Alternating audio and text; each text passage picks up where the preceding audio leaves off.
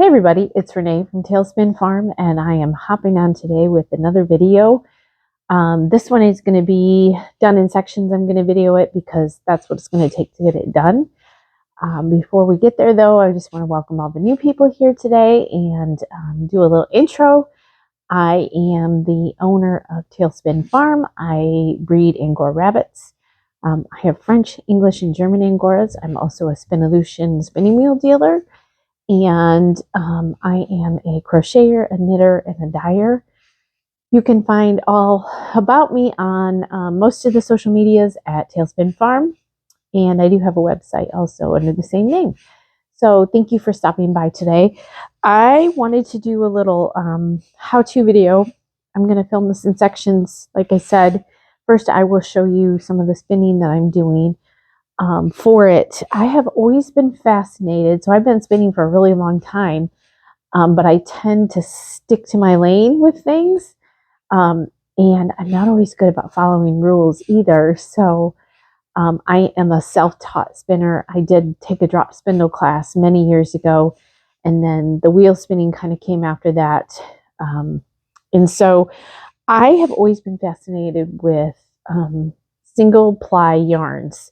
So just one strand of yarn, and have never really done anything with that other than I love to see them. I love to see how people or what they look like.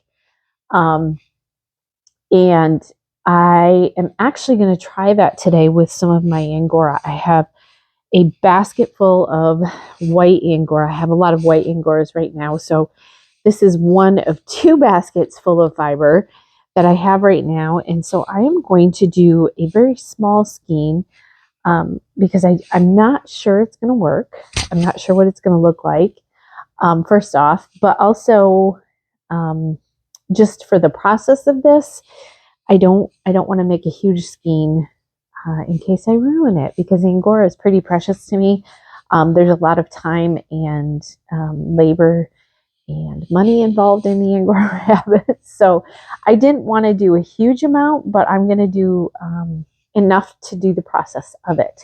So I have actually been watching videos lately of how people make single ply yarns, and it's part of the spinning, but it's also finishing it off with a hot and cold switch water bath is what I'm finding out, which I did not realize. Not everybody does that, but several of the people that I've watched recently have done that. And so I'm going to try that with my Angora today. I did start spinning a little bit here just to get the feel of it. And I'm not sure. I do spin my Angora a little bit thicker than what typical Angora would be spun anyways. It's just what I'm used to spinning. And then I can use it for product and things like that. And I typically do not spin my Angora like thread thin or anything like that. So, but to try to spin it thick, quite thick, is a little bit of a learning curve for me. I have a short one right there that I want to pull out. So we'll go about spinning here, see what it looks like, and then I'll get some put on my bobbin and pull it off, and then we'll go through the water bath and see what it looks like. So stay tuned.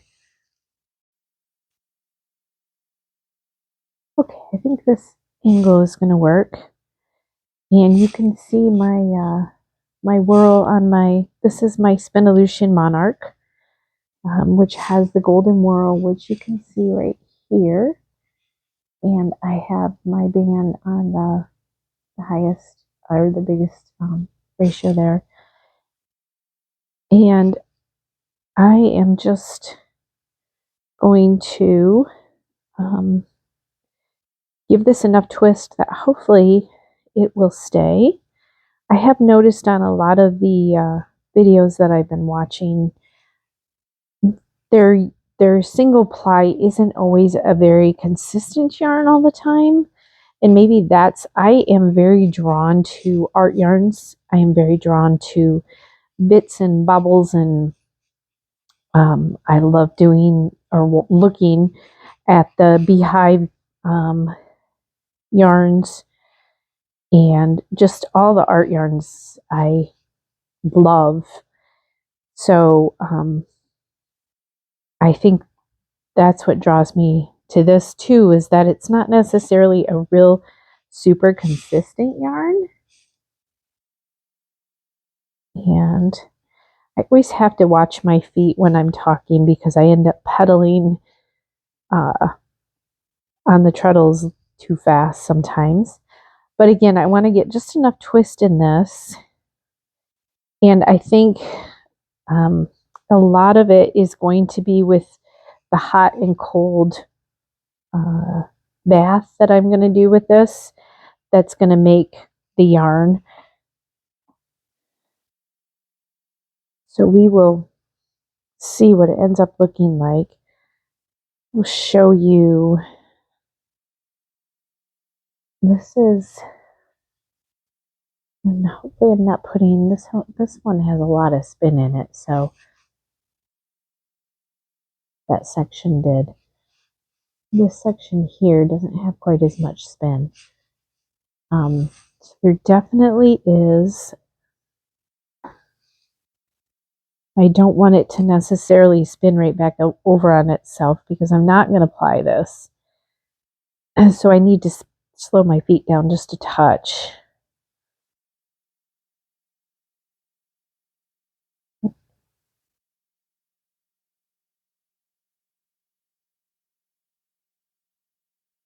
And check and see here in just a minute where we're at. Again, I'm not going to do a huge amount of this just because I'm not actually sure that this is going to work. This is a totally science experiment for me today.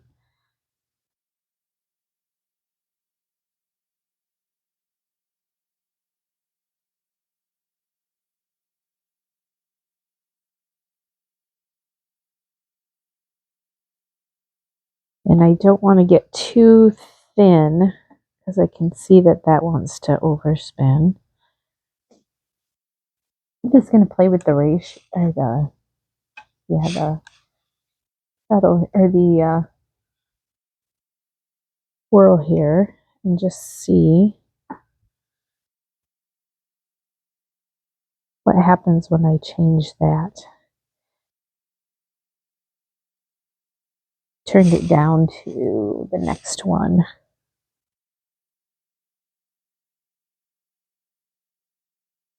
It's really hard for me to spin this quite heavy or quite thick when I'm so used to not spinning it this thick. I would have thought it would be easier for me.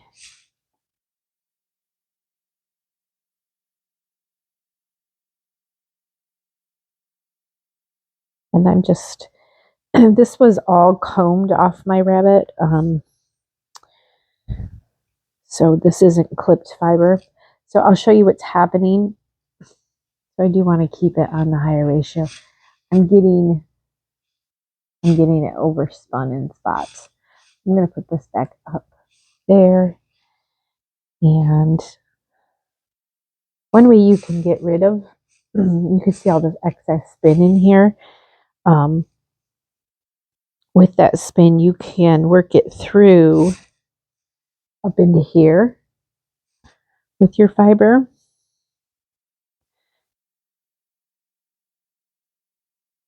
And see if that will do the trick.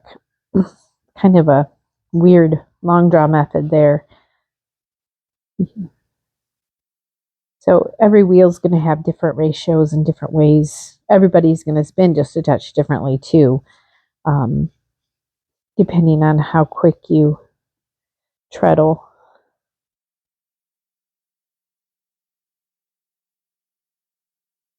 So I'm going to do a little bit more here, and then I'm going to pull it off onto my 1 yard nitty knotty, and then we'll go to the water bath and see what happens.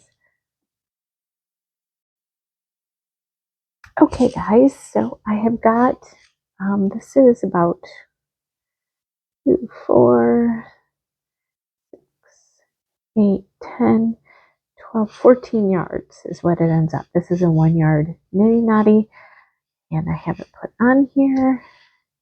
I'm going to take it off. You can see that it does want to, and this isn't a real thick single either. So I have a bowl of hot water, bowl of cold water, and I'm going to try to do what I saw.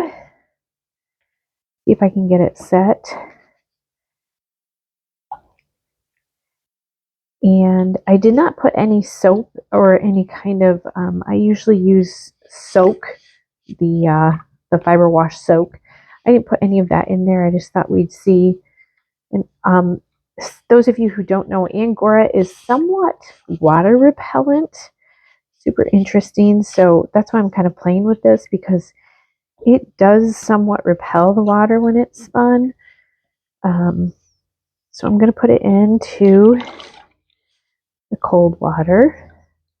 And also, for those of you who don't know, typically when you are felting comes from agitation, temperature switches in the water, and also soap. So I'm not doing a ton of agitating here because I don't want to necessarily felt it, but I think that's the idea behind making these singles stay, is that you are kind of using some of the components of felting. You're changing temperature of the water on these, on the skein. The other thing that another video that I watched, they did thwack their skein, which isn't something that I normally do with mine. I know some people do to get the right twist and stuff into it. So that might be something I try to, just to see. But put this in the cold once more.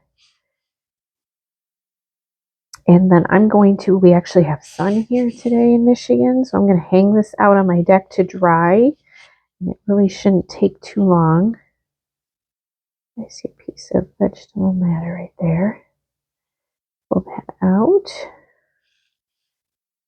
And I'm going to hang this out to dry today and see what it ends up looking like. Again, I didn't do a ton of fiber or make a ton of yarn because I didn't want to do a whole bunch. And I think the next time I do it, this is just the tail end here. I think the next time I do this, if this works, I am going to do it a bit heavier.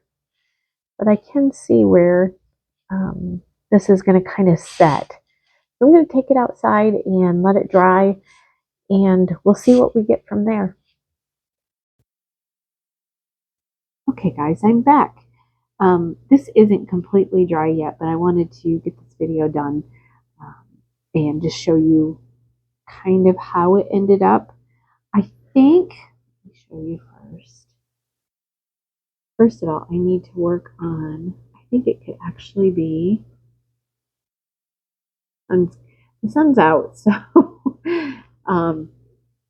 yeah, you can see. And again, it's still damp, so I've been sitting here while I'm finishing this off and waiting for it to dry. I've been plying some just 2 ply Angora yarn, and I wanted to show you that. I think, so this is off my chestnut rabbits. You can see the color variations in there. I think when it comes down to it, when I look at, and again, I'll wait to see how this looks once it is completely dry, but I feel like you lose some of that beautiful halo. You can see this has a really good halo effect on it.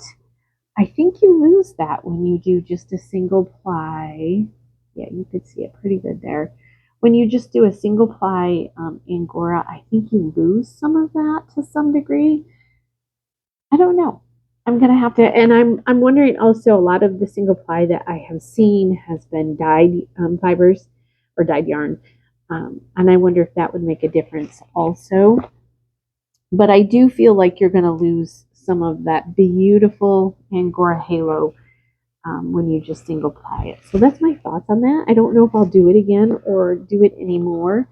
I might play around with it again, but I think I would stick to doing a different type of fiber for single ply yarns, just because I think the beauty of the Angora, a lot of that comes from the halo that you get. And this isn't lacking. I think you can kind of see it. It's just not as beautiful as a two-ply Angora. So I hope this has been informative today.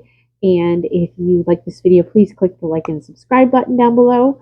And if the sound is a little bit different, I'm working with some equipment now. So hopefully it's not that it works, and did a good job today, but we will see. And also you can follow me on Instagram and Facebook at Tailspin Farm. So thanks for watching today, and I hope you're creating something